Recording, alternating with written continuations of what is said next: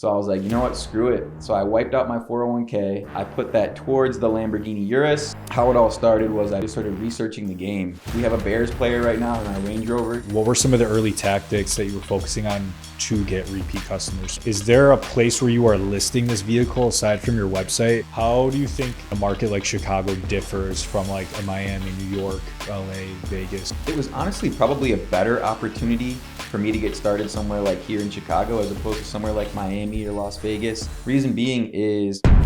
What's up, everybody? It's Lorenzo back with another episode of Link Live. We're excited to bring you episode 12 today. As mentioned last week, we are locking in on one episode a week. So we're super excited to bring you another installment of the show. We're welcomed today by Kyle Barrera, founder and CEO of Axel Luxury, one of Chicago's leading exotic car rental businesses. This episode is all about risk. It's all about risk taking. It's all about Kyle's story of how he worked in the corporate workforce for anywhere from almost 10 years now, and then went out on his own to start his own business. For those of you looking to get an idea about founder journey, what calculated risk looks like, getting your feet wet in a totally different industry than you're used to, and building up that confidence, this is going to be a great episode for you. Kyle is someone that is pioneering the exotic car rental space in Chicago. It's not your normal premier Miami, Vegas, LA sort of market that you would think about. So some of his tactics that he is going through to achieve success, acquire new business is very interesting stuff. And he's doing it all through documentation as well, which is what is super interesting to me, right? And why we wanted to have a conversation with him. He's filming everything every single day. He's giving advice on his personal brand every single day about what he has done to get to the point that he's at. And I know Kyle's just getting started. So if you haven't already, engage with our socials. Everything's at Link Creative Co. Like, comment, subscribe, share the podcast. Share the short form, goes a long way, and I don't say it enough. Appreciate all the support. And without further ado, let's hop into episode 12, Link Live. Awesome. Well, we are back in the studio, Link Live. We're joined today with a very special guest. I'm very excited to be interviewing Kyle Barrera today, CEO, founder of Axel Luxury, an exotic car rental business here in Chicago. Definitely has a really cool story. We're just talking a bit off camera about how he came into the business, so on and so forth. I don't want to ruin the story, but I'm really excited for Kyle to share his wisdom and just like how he's been able to quit his 9-to-5 within a year. I think it's been make the full jump to becoming a full-time business owner, do so, hopefully profitably, but also, you're building online. That's something that I really admire. You're active on social media, and you're being extremely transparent with it along the way, which I think a lot of people may struggle with or may look at somebody and kind of like compare themselves to. I'm sure you do that. I'm a victim of doing that. So I think you have a really interesting perspective on what it is you're doing and building. And I'm sure you'll say yourself, you're only getting started. So Kyle, welcome to the show. Appreciate it, bro. Thank you for having me. Like every story and every show that we start with, I want to start with your background. You're from the Chicagoland suburbs. Just talk to us about your upbringing. Like, did you have family that was in entrepreneurship? Like, what was your life like throughout high school and stuff like that? Sure. So yeah, like I said, I'm from Frankfort, Illinois, southwest suburbs, and sort of grew up good family and everything. My parents got divorced when I was pretty young, so that was like an interesting time when I was like 9-10 years old. My mom was an entrepreneur. My mom had she owned her own business. She was a writer for like mutual funds and financial type stuff. So she kind of instilled that drive in me when I was a kid. And then my dad was a truck driver for the Chicago Tribune for like 30 years. So he's got like hard work ethic too. I guess that synergy of having that like entrepreneurial drive as well as just good work ethic is kind of what molded me in a way. But yeah, man. So I grew up in Frankfurt and then went through high school, college, went to U of I down in Champaign. Nice. So did I actually. Did you go to, what year did you graduate? 2021. Okay, so you're younger, bro. I graduated in 2018. And I was quite different back in those days, bro. I was like a frat party boy through and through, dude. that's all that mattered to me back then, was just partying straight up. So I had a bunch of fun out in college.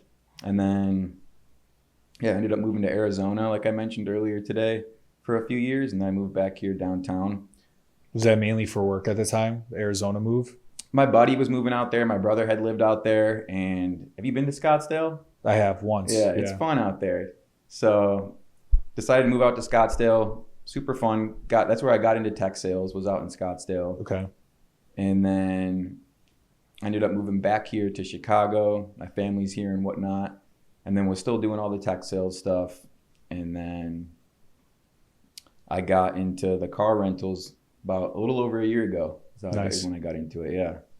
What was your first introduction into car rentals? Like, I feel like that's a very niche thing. Also very, and I want to get into this, like very expensive business to start and get into. What was your first introduction into that? First off, yeah. I want to get back into the 9-to-5 stuff, but definitely. So I busted into the car rental game in a unique way for sure. I didn't have a crazy amount of capital or anything like that, but it all started for me like shortly after I turned 29 years old. I was just feeling completely lost, bro. I had been just working my 9-to-5, going through the normal motions of life, just sort of falling into the conditioned life that I was conditioned to live. Mm-hmm. And I just wasn't fulfilled. I wasn't super happy, and I was kind of in like a dark place. I know like sometimes when people start a business or they change their life around, they have to reach that like dark place in order to get there. So was that sort of a low point in my life, just feeling lost. And I'm thinking, damn, I'm 29 years old. I'm going to be 30 soon. I still don't have a business. I'm just working this 9-to-5. I've always wanted a business. And I've tried some things in the past. It was mainly all like e-com related, some of the like get rich quick schemes back in the day. Talk to me a little bit about that, because I did that stuff as well. Yeah. Like back in 2019 when drop shipping was huge, I tried getting into drop shipping. I've tried getting into like print on demand and stuff like that. Okay. Starting clothing brands. But I always quickly gave up on that stuff just because I didn't have the passion for it. Like I don't like going online trying to find random products to sell and adding them to websites and stuff like that. Like it's not Right. fun. So yeah, had some experience with trying some things and failing like multiple times. And then I'm 29 years old. I'm sitting there thinking, damn, like I'm still not doing this business stuff, although I've always wanted to. So I literally just started praying to God, man. I was just like, God, please bless me like with a business idea that I'm passionate about. And then just randomly started getting this idea to do car rentals. I was originally going to do something a bit more modest. Like I was thinking, maybe I'll get like a cool little car and I'll rent it out on Turo or something like that. Little side hustle, and I get to drive a car for free. And then as I started researching the game more extensively, I came across the exotic car rental game and like the high-end luxury car rental game. And I came to find that you can make a lot more money with the high-end cars with putting in less work. Mm-hmm. And B, you get to deal with cooler cars, rather than just dealing with like normal cars. So that's kind of how I found out about it. I was going to start more modestly with something, just like a decent little luxury car or something. But then I found that the exotic car rental game was a bit more profitable and just more fun in general. So I ended up getting into the exotics. But how it all started was I basically just started researching the game, looking into rentals, watching YouTube videos, listening to podcasts. And then that's how I came across my mentor. He's a dude out in Miami. His name's Jaden Bloom. He's pretty big on Instagram and with the whole car world. Yeah, him and his partner Connor mentored me, but they run like a 30-car fleet out in Miami, and they've been killing it for a handful of years now. But so yeah, I found him on a podcast as I was just going down YouTube rabbit holes, and they taught me the game from A to Z. I then ended up getting to the point where I was like, okay, I'm ready to start this. I spent the first couple months kind of just learning the game. Was that something with Jaden and those guys in Miami? Did you have to invest in some sort of like program course? Did you just kind of connect with them naturally and they liked you and wanted to kind of take you under their wing? What was that? Yeah, like? it was a mentorship program that I paid for, which was totally worth it. I know nowadays like there's a lot of like course sellers out there and whatnot that get a bad reputation, but there's a lot of them out there with genuine intentions. Like Jaden and Connor, super cool guys. They've become really good friends with me. And it was totally a good move to join their program because it just kind of put me light years ahead of where I would have been had I tried to get into this stuff on my own. Sure. So yeah, they basically taught me the game from A to Z. I got to the point where I was like, okay, I think I'm ready to do this. Again, I was thinking about doing something a little more modest though. I was like, all right, let me get like a BMW like X5M or something like that. You know, a cool car, but nothing too crazy. And then eventually I was like, you know what? I think I'm just going to get a Lamborghini Urus. I'm going to go all in on this. If I get a Lamborghini, that'll kind of put me on the map right away. You make more money from a Lamborghini. You can rent those out for about $1,000 a day. But it was definitely a massive risk because like I said earlier, I didn't have a lot of capital when I started this company. I was at a point in my sales career where I was making like pretty good money, but nothing too crazy. I had switched jobs. Like I was making good money at the company I was at in Arizona. I had switched jobs after a while when I moved here to Chicago. Were you always in like some sort of sales or tech sales after college though? Yeah, always been in sales. Yep. Sales, tech sales. And I got a really shitty territory at the new job that I took here in Chicago. And like these accounts I was given, they just weren't buying anything, bro. So it was super dry. I was mainly just living off my base salary at that point. So didn't have too much extra capital left over. Yep. And I'm like, you know what, man? Like, I'm thinking to myself too, like, I got this 401k sitting here. I don't really like the fact that this money's just sitting here in a 401k. I have no control over it. Like, I'd like to invest this money how I want to invest it. So I was like, you know what? Screw it. So I wiped out my 401k and then I put that towards the Lamborghini Urus. I left a little bit left over just to kind of have as some business money for marketing, advertising, that sort of stuff. And that's how I started. And then things kind of snowballed from there after that. Did you always have a passion for cars or like a base knowledge of cars? Or like, is it something that came up as like a unique, cool, passionate opportunity? Yeah, I've always had a passion for cars. I've always loved cars, motorcycles, anything that has a motor, I've always loved.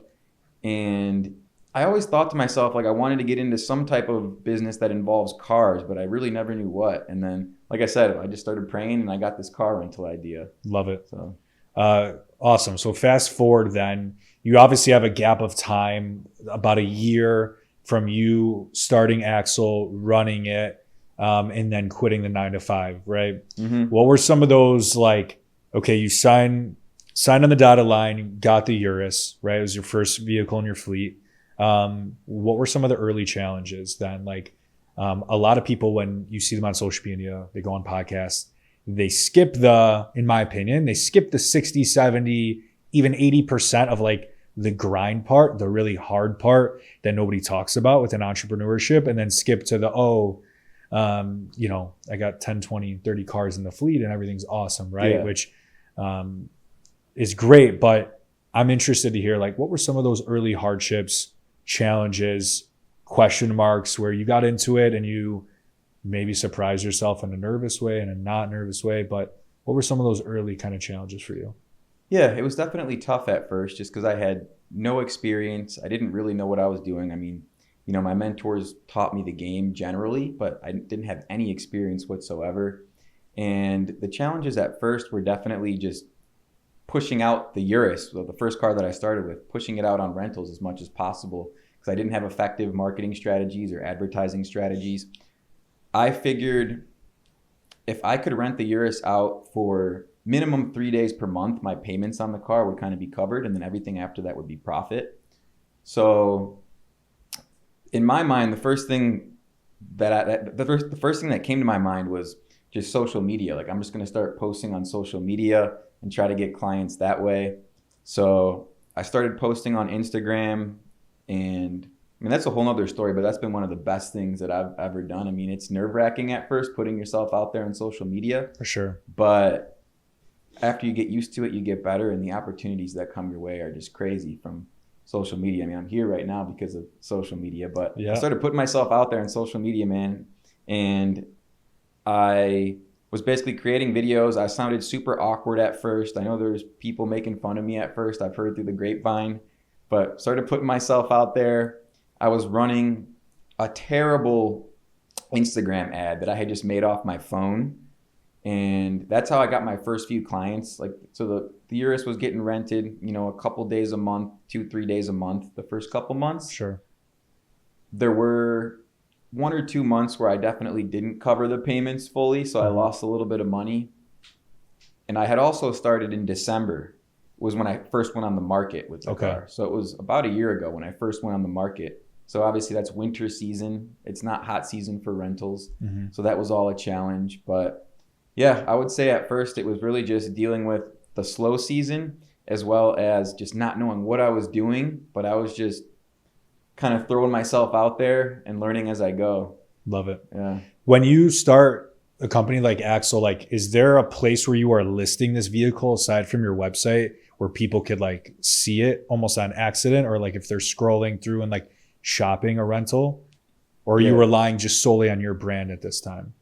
So we do strictly private rentals. So we don't use Turo or any third-party platforms or anything like that. So how I find my clients is basically through organic social media, just posting a ton of content. I run Google ads. A lot of clients come in through Google. I do SEO on Google. Nice. I also run meta ads. Like, I constantly have those trickling out. So Google ads, meta ads, SEO, and then organic content. We also work with some brokers that are out there, just people that might be able to send you clients. We'll give them a commission off the deal if they send us a client. Got it. And then just personal network too, just telling everybody that I do rentals. And over time, I've been able to kind of fine tune all of that. So I get consistent rentals that are coming in. I built up a clientele where I get repeat clients and referrals, but that took a while for sure. Yeah, that actually segued perfectly to my next point. So much of any business is like repeat customer, referrals, reviews. What were some of the early tactics that you were focusing on to get repeat customers, to get reviews and things of that nature? Providing superb customer service, just putting these people on a pedestal, making them feel like they're the king of the world when they rent from me. I'll go above and beyond if they have any additional requests for the rental, if they need it delivered somewhere or whatever. I was just going above and beyond for every single client and providing great customer service, negotiating on deals. Maybe if they needed some extra miles thrown in, I'll give them some free miles or whatever. And just providing great customer service at first. And that's still what I focus on too, is great customer service. It leads to referrals. It leads to good Google reviews and all of that. So I would say, customer service for sure is just what leads to those referrals. What were some of the like reasons people are renting in a city like Chicago? Like, because I have a lot of questions on, maybe the difference of the industry in a city like Miami, Vegas, LA, right? Because people may not think of Chicago as like an on the map city that like has a super big demand for exotic rentals, right? But obviously there is in some capacity. So like, what do you see as the main reasons people are renting these cars? It definitely varies, man. Sure, you have some funny stories. Yeah, we have some crazy stories. You see people from all walks of life. You get to meet so many people, but it really does vary. So over the summer, we did a ton of weddings. So weddings are huge, special events. Nice. Birthdays, people will rent cars for their birthdays for the weekend.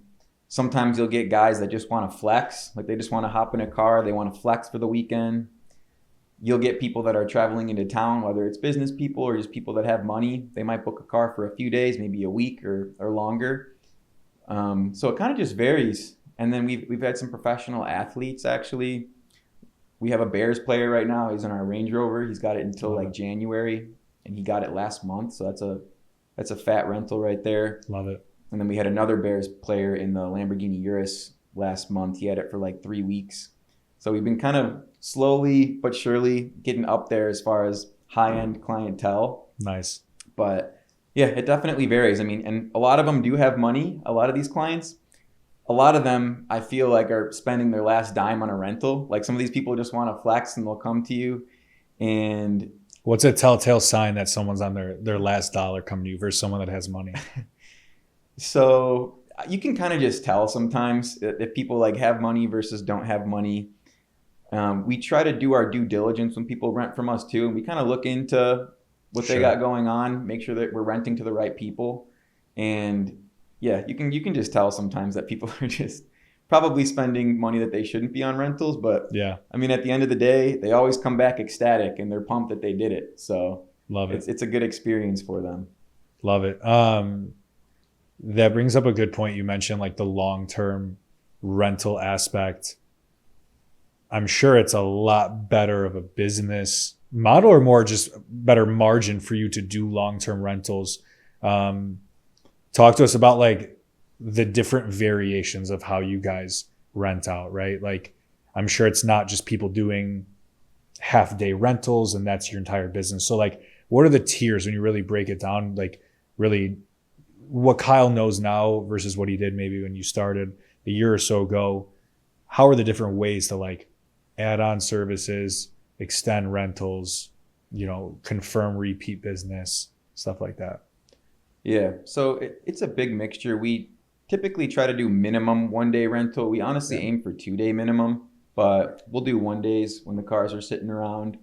But I would say on average, the rentals are anywhere from 2 to 3, 4, 5 days. And then usually you get your fair share of a few clients per month that'll rent for maybe a week plus. Nice. But yeah, it's typically always daily rentals that we do. We do some music videos as well from time to time. Those are always interesting. We've done some rap music videos. I had some rappers I think they're from Madison, Wisconsin, come down here a few months ago. And man, I pull up and there's like 5 dudes ready to shoot this rap music video. And I'm like, what am I getting myself into right now? And then we ended up having the greatest time ever, man. We're just bumping this dude's new track. It was actually a really good track. So we're bumping it in the Urus. They're recording stuff. At the end, they had me like kind of drive them around. They're hanging out the windows. And, dude, I was having a blast with these rappers. So you end up in situations like that all the time. But we'll do, typically daily rentals. And then from time to time, we'll do like video shoots, photo shoots. Love it. That brings up another good point as well. How are you guys managing like, I'm sure you obviously have great insurance, but like over abuse of the rentals or like people that are maybe doing things illegal within the rentals or abusing, the car physically, right? Like I'm sure you have some stories where you've had to like deal with issues, right? Yeah, definitely. I mean, it's part of the business, but if you do things properly, you can weed out a ton of risk in the car rental business. So like I mentioned earlier, first and foremost, we're vetting our clients. We're making sure we're renting to the right people. We're not renting to sketchy people. And then we're making sure they have the proper insurance. So we don't provide insurance to these renters. Right. They're going to be using their own insurance to rent these vehicles. And we have strict protocol that we follow to ensure that they have the proper coverage for these rentals. So we will call into their insurance provider on a recorded line. We'll basically ask them a series of questions to ensure they have the coverage. We'll get that call recorded. Once we have the verification they have the coverage, we put it onto a pretty bulletproof rental contract that will sort of transfer any liability. If they get in an accident or something like that, it transfers it to their insurance. So we would hit their insurance. And then we take a security deposit on every vehicle as well. Sure. So if people are scratching up the rims, or maybe they smoke in the car, or maybe they go over on the miles that they're given, then we will pull from the security deposit. Usually that's the case. Like usually they'll just scratch up the rims. Sometimes people will smoke in there and we'll just pull from the security deposit. But yeah, that's pretty much how we go about it. We put it on the client's insurance, take the deposit, and then we just try to make sure we're renting to the right people, and it weeds out a lot of the risk. Love it. Back to one of the things I mentioned as well. How do you think running Axel in a market like Chicago differs from like a Miami, New York, LA, Vegas sort of market where there may be more immediacy or obvious demand, right? Like how do you think those markets differ? That's a good question. So it was honestly probably a better opportunity for me to get started somewhere like here in Chicago as opposed to somewhere like Miami or Las Vegas. Reason being is places like Miami, the market is so congested out there. So there's countless companies doing exotic rentals in Miami, which means there's a ton of competition amongst all these people. And also it's driven the prices down in the market. So you can get exotic rentals in Miami for dirt cheap. Right. But you got a place out here like Chicago, there is not too many companies doing it. There's a handful of companies out here doing exotic rentals, but we can charge pretty top dollar out here. And since there's less competition, we can kind of all succeed within the market. And cool thing about it too is you can kind of win together with other car rental companies. Yeah. So we'll broker deals with other companies sometimes. Like let's say somebody comes to me looking for a car that I don't have, or maybe we're sold out for the weekend. We can then broker a deal with another fleet where we'll get a little bit of a commission off the top, and then vice versa. They can send clients to me. We'll give them a commission off the top. So as opposed to, or instead of it being like a super competitive environment, you can kind of win together. Right. But it's a good market here in Chicago, and thankfully I was able to bust into it at a good time where it was still like fairly untapped. Right. Yeah, you could definitely see that. Okay, so I guess back to the progression of your story. You sign, you get the Urus, first one in the fleet. How do we continue to compound that, right? How many cars do you have in the fleet now? We're at like 12 cars right now and growing, but I kind of want to stay efficient and not grow too fast. Sure. Honestly, all you really need in this game is if you have top tier cars, you need maybe 12 to 15 cars to really be doing well as a company, because these cars can make a lot of money if you have high-end cars. So I probably won't scale too much further beyond that, but it's a good question though as far as how we get all these cars. It is a mixture of purchasing cars myself, Sure, as well as bringing on investor cars. So out of all the cars that we have, I actually only own two of my cars. got it. The rest of the cars in our fleet are investor vehicles, is what we call them. Sure. So these are vehicles that we're managing for other people that own them. It's kind of like property management, but for cars. And How big of a business is that? Because I've heard of that. I know of one other business in the city that does exotics, and I think most of their cars, we could talk about it later, but like most of their vehicles are the investor owned as well. yeah, How big of a business is that? Do you see a lot of your investors with multiple cars? Like what kind of returns are these individuals getting? Is that like an emerging, sector of business? Talk me through that. yeah. So you'd be shocked, man, how many people there are out there that are willing to give you their high value cars to rent out. Like when I first started in rental and I had that one car, I was always thinking to myself, like, damn, how am I going to get investors out there to literally give me their exotic or high-end luxury car to rent out? Like, that just seems crazy. But once you have that proof of concept down and people start seeing what you're doing, they become interested and they'll be willing to give you cars. So the way I found my first investor was I was pulling up to my parking garage in the Lamborghini Urus, and some dude saw me. He just came up to me. He's like, yo, I got this brand new Corvette. I was about to rent it out on Turo. And I was like, oh, I do private rentals. You can make a lot more money doing private rentals. And he's like, I'm down, bro. So a week later, we started renting out his Corvette. That's how I got my first investor car. Second one was a guy that just found me on Instagram. I got another car from my RA from college, my resident advisor from my freshman dorm in college. Wow. He kind of saw what I was doing on Instagram. He added a car to the fleet. We got like 5 cars from this one guy that was renting some cars out on Turo. He was sort of getting pissed off at Turo just due to the fact that you don't make good money. They don't vet the clients. I got connected to him through a photographer that I've used in the past. He brought on like 5 cars onto the fleet. And then we're bringing on a couple more Lamborghinis actually over the next week or two. We got another Lamborghini Urus coming in, as well as a Lamborghini Huracan coming in. These are guys that just found me online. Wow. Yeah, they just found me online, hit me up. I ended up meeting up with them in person, kind of just got to know each other. How are you vetting these investors once they contact you in terms of like wanting to actually work with them? Is there certain criteria that they need to hit? Is there certain availability or accessibility to their vehicle that you need? What does that look like? Ideally, you're going to have full accessibility to the vehicle. Like when we're managing a car, we will ideally have that car in our possession. Sure. Because we like for it to be a rental car when it's under our management, not like a personal car / rental car. So typically we're going to fully put it under management. If the person wants to take the car for a weekend here and there, maybe they have a wedding to go to or something like that, that's completely fine. But we try to make it clear that if we are going to partner up, it's going to be mainly a rental car to rent out. But yeah, you deal with different people for sure when it comes to these investors. Some of them have different needs than others. Some are trying to be super hands-on and they're on your ass. And then other ones are the complete opposite. Like I got one guy who I can't even ever get a hold of. Like I've basically just got his car sitting there and he just never answers his phone. He kind of just gave it to me and then just disappeared apparently. But yeah, it just varies. And then going back to your question earlier, it is a case where some people will add one car. A lot of these guys have multiple cars, and you just build a good relationship with them, and they might add multiple cars to the fleet.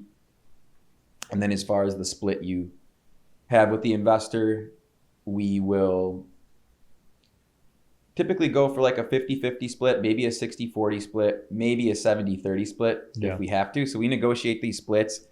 It depends on how valuable of a vehicle it is as well and how high of a price we can rent it out for. Sure. So if it's a super high value vehicle and the person wants a 70-30 split, I'm okay with that, but for a low end vehicle, maybe something like a Corvette C8, I won't do anything less than a 50-50 split on something like that. Yeah. Because at that point we're fully managing the car. So we're running ads, we're getting content constantly, we're doing full client acquisition, we're doing all the insurance checks. We are doing pickups, drop-offs, etc. So we're taking all of the operations, and the investor will essentially just get passive income. So it's pretty cool. It's a good trade-off. It's definitely something very niche that people are not thinking about always. What are the most in-demand rentals right now? The most popular rentals, I would say, are definitely the Lamborghinis, the Lamborghini Urus SUV. People absolutely love those. We have a McLaren 570S in the fleet. That thing was just staying out all summer long. That thing was just out like crazy. So Lamborghinis, McLarens, like I said, we're getting the Lamborghini Huracan soon. That's another staple in the exotic rental game. We're adding a G-Wagon onto the fleet this week as well. G-Wagons are staples. But yeah, all your Lamborghinis, your McLarens, and then if you go a little bit lower end, the BMW M Series cars, the Mercedes AMG cars, as well as the Corvette C8s. Those kind of make up like the staple cars in the rental game. Yeah. Nice. I'm sure it gets very expensive holding and placing these cars, right? Like where are you keeping all the cars like right now? Yeah, we have a private garage that we keep them in where we basically just pay per vehicle per month. I've thought about maybe getting like a little warehouse somewhere, but I like being downtown. If I were to get a warehouse, just due to how expensive it's going to be, I'd probably have to go somewhere into the outskirts. But what kind of gives me a leg up right now is we're really the only exotic car rental company located like downtown, straight in the heart of the city. Yep. Yeah. So we have a private garage we keep them in, and that's what we're doing for now. One of our partners that we have doing stuff with us, he keeps some of the cars by him. Sometimes he has a place in the suburbs where he can keep some of the cars, so that helps us out, and then we'll kind of shuffle them through our building sometimes as needed. So kind of a mixture of the building as well as this guy's place that he has out in the burbs. Nice. What was I just going to ask you next? You mentioned that it makes sense for you right now to stay within the 12 to 15 car range, right? To someone that is listening that maybe wouldn't understand that reasoning, like, and someone's thinking like, why wouldn't he just want 30 cars, right? Wouldn't he be able to multiply his business by, whatever? What are the reasons around that decision right now? I've seen a lot of people in the car rental game that scale too quickly, or they scale beyond their means. Sure. Like, as of now, like I mentioned earlier to you, it's really just two of us that are running my company. I take care of pretty much all the operations. I still do pickups, drop-offs, stuff like that. I do have a guy that helps me out. He does our insurance verifications, and he'll do pickups and drop-offs and stuff like that too. But as of now, it's just two of us. And just keeping things lean and mean is important for me right now as we just kind of fine-tune our operations. I went full-time into this very recently. So my focus right now is just sort of making sure we're operating as efficiently and smoothly as possible, making sure we have systems in place that are going to support the business properly, as opposed to just adding every single car I can get. Right. Because then I'll end up in a place where I'm just disorganized, I'm stressed out, and things can go haywire. Right. But Yeah, we're in a good spot right now with the amount of cars we have, and we're slowly but surely scaling up. But I get hit up all the time by people that are interested in adding cars, and I gotta honestly deny them because like we don't want to just take every single car that comes our way. You also don't want to take a car from an investor that you know is not going to sell a lot.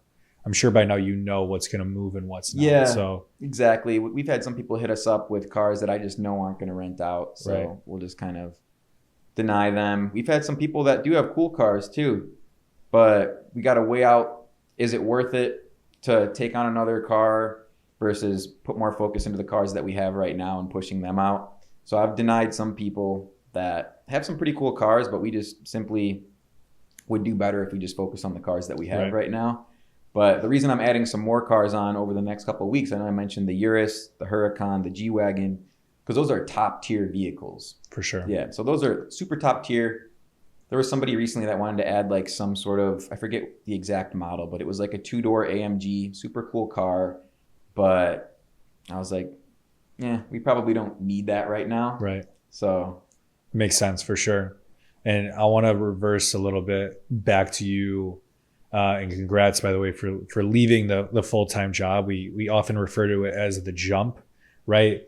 Was there a specific moment, inflection point, something that happened, a new level that you unlocked where you're like, okay, it's time. Like this 9 to 5, like it's not serving me. It's going to limit me. And I really need to like go all in on the business. Yeah, so we did definitely get to a point where the business has been doing well consistently. We've been bringing in good money on a monthly basis. And a big part of it also was, it was just getting way too hectic. Like this past year has been the most hectic year of my life by far. I was working a job where I had to go into the office 4 times a week. So basically Friday was my only work from home day. Mm-hmm. Thankfully, I brought on this dude, Alejandro, earlier this year, the guy who helps me out with stuff. He took a massive amount of the workload off my shoulders, so I was still able to do the tech sales stuff. But it just got so hectic. I mean, when you're just dealing with the day-to-day with the business, all the operations and the back-end stuff, making sure everything is running properly, it just became way too much to handle. And I kind of got to the point where it was like, okay, I really can't do both of these right now. I either choose the job or I choose my company. Obviously, I'm going to choose my company. Yep. And I kind of just felt inside me it was the right time. Like I'm a very spiritual and faithful guy. So I was praying very heavily on it. Just felt like it was the right time. It was kind of that same feeling I got when I started my company. You know, when you get that feeling inside you where you know you're going to do something no matter what. I got that feeling when I started the company. I got that feeling when I took a risk and I bought the Lamborghini Urus. It was that same feeling. I was like, it's time for me to just take the jump and do this full time. Love it. Yeah, that's very similar to how I felt, right? Like I was working for a big corporate company and I was at a point where I was either going to start losing clients or get fired from my job essentially because too much was going on where it was becoming noticeable. And you have one answer at that point, one decision. So no, I love that. What is like, right? Because you see all this stuff online, you see social media. And like I mentioned, I've came across your mentor and that Jaden guy. I've seen a ton of his content. What does like really healthy and successful volume for a company like yours look like in terms of like how many rentals are going out a month or something like that? Yeah, it's a good question. Like what's the range, right? Like the best of the best in a big market versus like someone who's maybe 6 months in and then kind of like a healthy in between. Sure. So we try to make it so that our cars go out like minimum 10 days per month. It's hard to get there. Like there's cars that sometimes some months might only go out 4 or 5 days in a month, but then they'll have a month where they just print money. They're out 3 weeks, 4 weeks or something like that. So we try to aim for that 10-day range as like kind of like a minimum. That's always our goal. Doesn't always happen, but it is very up and down. Like it definitely varies. We've gotten to the point recently where it has become more consistent, where we have consistent rentals going out on a regular basis. We're bringing in consistent money. But over the past year, it definitely was up and down, man. Like I had months that were super slow, and then I had months where the cars are just staying out and they're just printing money. So you just got to kind of roll with the punches, and you got to get to the point where your book of business is built up enough to where you do have these consistent rentals being pushed out, which is finally where I'm at right now. The book of business is there. I've fine-tuned the marketing and the advertising. The social media has been growing. So I'm finally getting to that point right now. But Nice. Yeah. What do you accredit that to more so? Do you think it's like just sheer consistency and time as a business? Do you feel like it's knowing the right people and having that network? I'm sure it's a combination of everything, but like, is there one thing that you feel like is the catalyst that's kind of been pushing you guys? Yeah, it's just remaining persistent in all avenues of the business. Just with content, trying to push out content almost on a daily basis, which was really hard to do while I was still working a job, but I was still pushing out pretty heavy content. Now I'm pushing out even more content. So the content's been super important. We've gotten a decent amount of organic leads coming in lately. And then just getting out there and networking and meeting people as well. When I got into the car rental game, I had no connections in the car industry whatsoever, but I've made so many connections over the past year. And same thing with running ads and doing stuff like that, just fine tuning all that over time and just being super persistent with it all and just getting better as time goes on. That's kind of what got us to the point where we're at today. 100%. You hear it a lot, but it's really all the boring stuff that like gets you to that point. There's no hiding it. There's no kind of working around it. It's simple. That's right. what I've learned. Like, there's one thing that I've learned from starting this business and scaling it to where it is today. It's that starting a business is honestly pretty simple. It really just takes action and consistency, persistence towards that goal that you have. Like, now that I've done this, I'm thinking to myself, like, damn, I can definitely replicate this in different types of businesses now that I've done this. You just got to pretty much take action. That's it.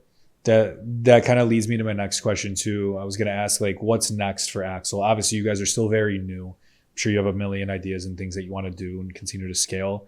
But like, what are the next steps? What does the next phase look like for Axel? And then like, are you thinking about getting into any other areas or, lines of business? Sure. So as of now, my main focus is on, like I said earlier, just kind of getting to a point where we're extremely efficient at what we're doing. Systems are in place that are allowing us to operate the business smoothly, and kind of just fine-tuning everything is my goal right now. We've, at this point, got pretty much all the cars that we need now that we're bringing on some additional cars here in the next couple of weeks. So just operating smoothly and efficiently is my goal right now. And then as we roll into the spring and into the summer, we might grow a little bit more, bring some more cars on. I think it'd be cool to throw some sort of event here in the spring or in the summer, do some sort of car event, fundraiser type event. So that's definitely on my radar. And then see where else it expands into. Like, I might want to try to get into selling cars a little bit, like brokering some deals. And I'm actually also myself getting into the coaching aspect of it right now too, because since finding success in the rental game and posting about it on social media consistently, I've had so many people that have been hitting me up over the past several months, like, yo, how do I get into rentals? How does the insurance work? How does this work, that work? Right. And people started offering to pay me too. They're like, yo, bro, I'll pay you to help me with rentals. So it was kind of just the logical next step. I was like, okay, I'll start like a little mentorship program. And that's been super cool so far. I've literally just launched this like a few weeks ago, but I've already had a handful of people join on. We are connecting on calls once a week, like a group call where everybody's hopping on. We kind of just shoot the shit. We have a Q&A session where they're asking questions, and it's cool to be able to give that guidance. Like, I'm in a position now where I get to help these people. Like, my life completely changed from the car rental game, and now I can pass on that knowledge to other people and hopefully help them change their life. But it's cool, man. So going back to your question, I'm not sure exactly where everything will evolve into, but I'm excited to see where it all keeps evolving. Love it. Yeah, I think that's the most fulfilling thing as an entrepreneur, is being able to give any piece of value, any piece of advice to someone who's like aspiring to do that. It's the whole reason we're doing this podcast here. So no, it totally makes sense.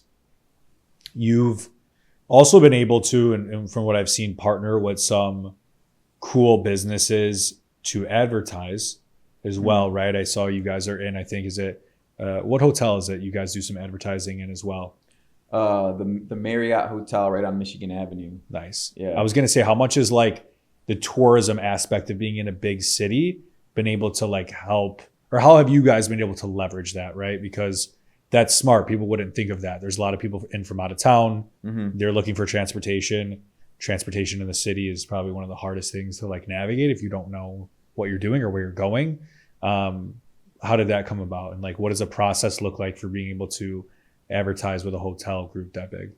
Yeah, so we kind of just fell into it. We actually just got a cold call on our business line. That day, Alejandro answered the phone, and it was some dude just asking if we'd want to advertise at the hotel. So we went and met up with him, and he was mentioning to us how they have around 1 million guests per year, I think. And I was thinking to myself, a lot of them are definitely people that are coming in for probably weddings and things like that. They throw events there at that hotel. So it's kind of a no-brainer. I was like, yeah, we'll go ahead and we'll do it. And they just finally started running the ad recently. We created the deal back in like July, but it took a while for everything to kind of get set in stone. But finally, it's running. Nice. So yeah, that's what is the physical? Is that like a kiosk? What is that in the hotel? Yeah, it's like a kiosk in the hotel. So our ad will be running on the kiosk. It goes through various businesses in Chicago where their ad will be running, and then you can also interact with the kiosk. So they can go and click on like things to do, and then it'll say like rentals, and then our company will pop up there. Nice. And it'll show some cars. Love that. It's a great, unique angle for sure. What else? I mean, you talk about organic, social a lot. What would you say to those people that are on the fence about maybe becoming active, putting themselves out there on social media? From a business perspective, obviously, like it's a no-brainer. Like you kind of have to do it. But what's some advice early on, right? Like everybody's so suffocated by what they see already on social media. But obviously everybody starts small. So like, what are some actionable habits, things that you adopted that I think like worked for you in the beginning? Yeah, I mean, it's definitely tough in the beginning. I think it's really just a matter of taking the leap of faith and doing it. I think that's the hardest part for everybody, is putting themselves out there that first few times on social media, because they're thinking, what's everyone going to think about this? People are going to probably make fun of me, etc. But it's really just doing it. Like when I posted my first video on social media, I still have it, I think. It's like in the depths of my Instagram, but I'm so unconfident behind the camera. I'm sitting there kind of just talking about how I'm starting this company, and was just like super scared to post it. But I posted it, and then I kept posting, and you just get better over time. Like now I just hop into the camera, in front of the camera, and I'm just going at it, you know? So just getting started would be my piece of advice. And I think anyone who's thinking about putting themselves out there on social media should 1000% do it. Because the opportunities that will come your way when you put yourself out there consistently on social media are just so abundant. It's insane. So I'm a huge advocate for doing it. Yeah. My little brother's a full-time social media guy too. My little brother's a TikToker. He's got like 1.5 million on TikTok. No shit. Wow. Yeah. That's like his full-time job. He lives out in LA. He's got like a couple 100,000 on Instagram too. So just seeing him do that, and he's younger than me too. Just seeing him do that over the past like 5 years he's been doing it, that was kind of inspiring to me too. I was like, you know what, he's doing this. Like if I put myself out there, who knows what can happen. What did he blow up doing? Like does he have like a niche or like specific? Yeah, he does like pop music facts and history, and he follows the Billboard charts and stuff like that, and he just makes little videos about it. His name is Adam the Flop. Okay. On Instagram, TikTok, YouTube. But yeah, so that was kind of inspiring to me, just seeing him like go and do this full time. He quit his job like a few years ago just to do this full time. He only worked for about a year out of college, and then he went and did this full time. So that was inspiring. But yeah, it's definitely huge putting yourself out there on social media. And then I think just being unique and authentic with it as well. Like you've probably seen some of my content. Nobody that has a car rental business is posting content like me. Like I'm in front of the camera, I'm talking to it, I'm showing the back end of the business, behind the scenes type stuff. I'm showing what it looks like behind the scenes when a booking comes in. I'm showing myself washing cars and stuff like that. Yep. And I think that really resonates with people, just trying to be outside of the box and unique when it comes to the social media content. Love it. 100%. I mean, it's just starting, taking any sort of action. It doesn't have to be perfect. I'm sure you would say that as well. It doesn't have to be the highest of quality, but it's just like doing it. It's going to get you that much further. Yeah. Beautiful. What other advice, like more general business advice, would you give to people aspiring to do something more? There's such a cliche around having to figure out your career so quickly after college and like the pressure that society puts on, younger professionals. What would you say to those individuals that are still kind of like navigating that path, figuring out, maybe they just graduated, they're in their first job, they don't really like it, that sort of thing? Yeah. Yeah. I mean, I was in that position for years. Like I was going through the motions in the corporate world, and I would say find something you're passionate about and then just give it a try and take action on it. You might have to try a few things in order to find the one thing that works well for you. But in my experience, obviously, I tried stuff in the past where I did fail because I wasn't passionate about it. So my personal thought would be find something you're passionate about and then just take massive action on it. And if you stay persistent with it, it's going to happen. There's no way it doesn't. Love it. We have a closing question on this show that I like to ask everybody. And the question is, if you had to go back in time and tell the 18-year-old version of Kyle one thing, knowing what you know now, what would that be? It would be to be confident, would be what I would tell my younger self. I definitely struggled when I was younger with like some self-esteem issues. When I was growing up, I was the fattest kid in school, bro. I was super fat when I was growing up. So that kind of like messed with me mentally. And it took me a while to build up a confidence that I have today. So I would just tell myself to be confident, because I think confidence will help you in any line of business, obviously. For sure. So just be confident is what I would tell myself. Amazing. One final thing is I did forget to ask this. You spoke a little bit about you're very spiritual, your faith.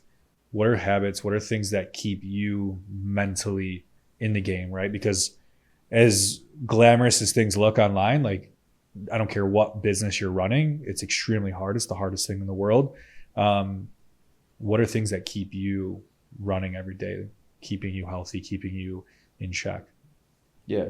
So for me, it's definitely my faith in God keeps me going. And I know that no matter what happens, I'm always going to be okay because I have that relentless faith in God. And aside from that, it is fitness and working out. Like I work out like crazy. I typically will run 3 5Ks per week, and then I'll lift weights 3 times per week. So just doing that every single week along with eating healthy, that's what really helps me as well. Like I woke up this morning, ran a 5K. It was the first thing I did. And that keeps me sane, man, because you're right. When you're running a business, there's stuff hitting you from all angles. It gets stressful. It gets hard. But if you work out, if you have good faith, then, you can stay peaceful while you're doing it. It's amazing advice. Kyle, thank you so much for being on Link Live. I really appreciate you being here. Tell the middle camera where people could find you, your socials, everything and more. Yeah, so my company is Axel Luxury, AXEL Luxury on Instagram as well as TikTok. Personal is Big KB23. Love it. That's a wrap. Link Live.